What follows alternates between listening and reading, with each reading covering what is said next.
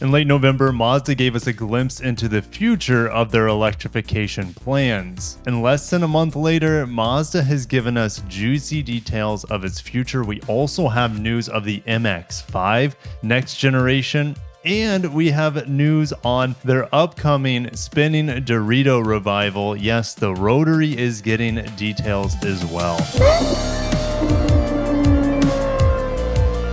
Welcome back to the channel. My name's Kirk. This channel is dedicated mainly to Japanese and Korean autos. Make sure to subscribe if you are mildly interested, and check out my second channel, Kirky Cars, where I focus more on just pure electrification end of things. But let's get on over to Automo News. They sat down with Mazda CEO Akira Matsumoto, and it is going to be a lot of fun. If you like anything Mazda, hit the like button. This interview at Automo News was done through Hans Greimel. He's resident in Japan, and I've spoke with him a couple times over email. He seems like a really cool guy. His articles are always amazing. So thanks to Automo News and Hans Greimel for posting this for us. Mazda's plowing 1.5 trillion yen, which is about $11 billion into electrification. Here are their basic plans through 2030. Powertrains on tap: EVs, rotary hybrids, plug-in hybrids, mild hybrids, strong hybrids. By 2030, EV sales will be at least 25%, probably topping out around 40%. They have a whole bunch of new partnerships inside of Japan for motor and battery production procurement. They're working with the Vision AESC to build the battery packs for them in the near future. They also want to have an operating margin of over 5%. So stay tuned to the channel. I will be giving you guys the reveal of the CX-90 at the end of January, early February. Not exactly when the embargo will end on that, but stay tuned. Can't wait to share their inline 6. They've already teased inline 6 for their large 3-row replacement for the CX-9. And then sometime probably a year later, we'll get the 2-row upscale CX-70, which is a little bit bigger than the European CX-60. Mazda is still sticking to its target of hitting record US sales in just 4 years from now. It's dropped 21% this year through September. But if you watch my results in November, sales, Mazda had a big bounce back. So the recovery is already going on strong for Mazda. Do they have a timeline for ending their internal combustion engine? Mazda says no. Why would we close the route of technological innovation by saying we're going to 100% EV? We will have a variety of options, and we are still kind of in that phase today. So if you're worried that the Mazda Skyactiv engines are going dead, or even the Rotary, even though the Rotary hasn't been in production since RX-8 was canceled, it's coming back. And I'll just insert this in right here. I'm not going to go too deep into this, but Mazda's new rotary engine variable valve timing is weirder than the Wankel itself. It makes sense to me. If you guys want to read more about their patents with the new rotary system, go ahead and check it out. I love this diagram. This makes a lot of sense. It doesn't look all that much different than other hybrid systems currently on the market. Probably most similar to Nissan's e-Power, because the rotary engine never actually powers the wheels at all. So probably most similar to that, but I'll put that in the description if you want to read more about the Dorito. When is it coming back? Well, probably by the end of 2023. It'll be a range extender in the MX-30, but I wouldn't be surprised if they also use it as a range extender in other battery electric vehicles that they eventually bring out to the market. We just don't know exactly when they're bringing other battery electric vehicles to the market, and the MX-30 is not selling well. They're probably just not producing any of them, really. And what is the strategy for the MX-5?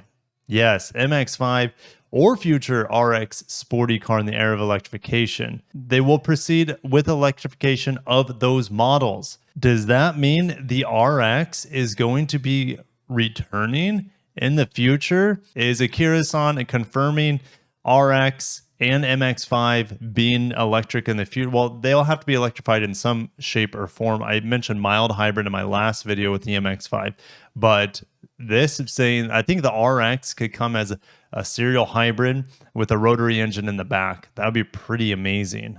That didn't occur to me earlier when I was talking about the rotary engine.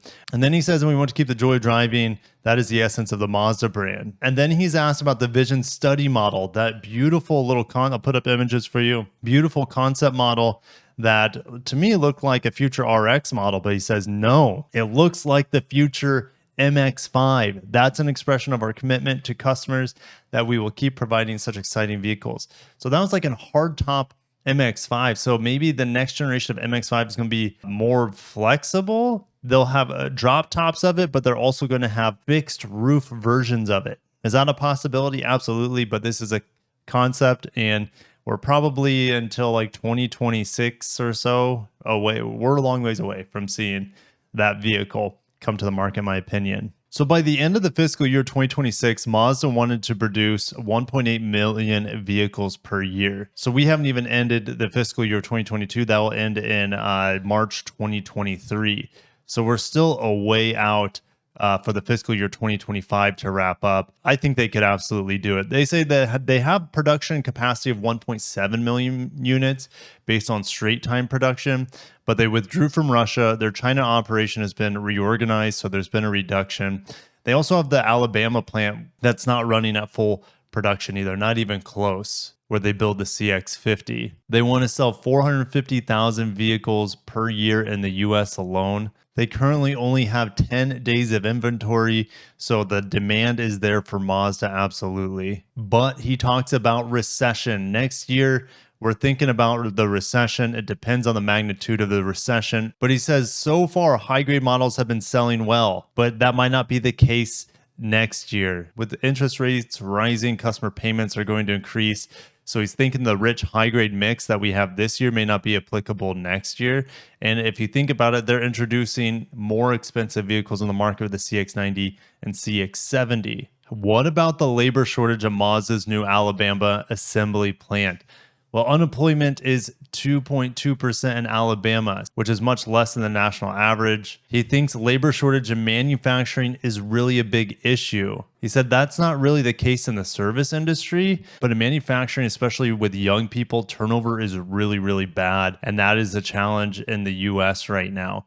And so Subaru, I made a video where Subaru was like, well, we're not going to build EVs in America because we can't compete on wages. And here's Mazda down south in Alabama saying, well, we can't hire anyone, essentially because probably the same thing. Wages are high in the service industry nowadays compared to manufacturing, or at least to a point where you don't need to like wreck your body and work a monotonous job. And work in the service industry, you still get those benefits, and maybe even better benefits in some ways, working for like a McDonald's or something. So Mazda is looking to build BEVs in North America and the second half of their phase 2 plan, which is probably 2026, 2027. That's also kind of when Honda will be bringing on their battery electric platform here in North America as well. They are not considering a dedicated EV plant. They would use either the Alabama plant or the Mexico plant. They're saying in phase 3, they'll decide if they want to make their own batteries or not. I totally don't recommend they make their own batteries, but they're interestingly doing a lot of research at the chemical reaction level. And in the late 2020s, they will make a judgment as to whether we can produce those batteries ourselves based on the progress of development and whether we can establish a good financial basis for it. Then he says, if we want the best battery control technologies, we need to understand the chemical mechanisms. So that's why they're putting so much research into it. Maybe they get extremely lucky and have a breakthrough that no one else does. Those chances are slim to none, in my opinion, with how small of a company they are. And I think this is almost wasted R&D for them, in my opinion. But we'll keep reading. Hans Grimel asked Kirasan, is the industry over-investing or under-investing in EVs? He says, well, EV penetration is growing faster than they thought. And the reason why people are building EVs is to achieve a carbon neutral society. But he says we need to increase carbon neutral power generation in tandem with increased penetration of EVs. Otherwise, it's pointless. He says it will require linkage with energy policies. Power generation methods are not following EV penetration. We need to strike a balance, and we are not there yet. And I don't see any balance happening in the near future. Unfortunately, I'm a little pessimistic about the growth of clean energy throughout the world. Nuclear fusion would be amazing, but we're not there. Even nuclear fission, it can be done very safe, very clean, and have endless amounts of energy, but nuclear power plants are getting taken down around the world, which I think is very short-sighted. Let me know what you think society needs to do with clean energy generation in the next few years to power all these EVs. In the meantime, I don't think nearly enough is being done to power these EVs. We're putting the cart before the horse, in my opinion. Mazda also wants to use carbon neutral fuels, mainly in their commercial trucks that move engines from one plant to the next. Now, in terms of pricing and positioning for Mazda in the US, Akira-san says people talk in terms of premium and non-premium. He says that frustrates him. He says he doesn't want to keep increasing the pricing, and we don't think we can move our business format in that of the premium brand. He wants customers to identify not only with our products and technologies, but also our sales and service. Otherwise, it's going to be C, D segment, but we will not pursue premium brand pricing. Does that mean the upcoming CX-70 and CX-90 are not going to be premium brand pricing? Maybe we can get a little excited about it. I'm just not going to get my hopes up because of the brand new engines, the brand new plug-in hybrid technology, the brand new layout, platform, transmission, etc. They're going to have to make a lot of money, and they're going to have to charge a lot of money, in my opinion, for these, what I'm going to call as premium products. They look luxury. It remains to be seen. I haven't driven the new CX-60. It's European exclusive, or I should say global exclusive, but not from North America. We get the CX-70, CX-90. So interesting. Maybe they won't be as expensive as I'm thinking, but time will tell. Switching gears to end this video, Nissan Renault talks likely to drag into 2023 over patent impasse. They can't work out a deal. Renault wants Nissan to buy into their EV platform and EV IPO, but Nissan wants Renault to sell their 45% share or so down to 15%, so Nissan and Renault have equal share in each other. And the issue it's holding it up is intellectual properties. Renault wants to kind of like pawn off or license their intellectual properties.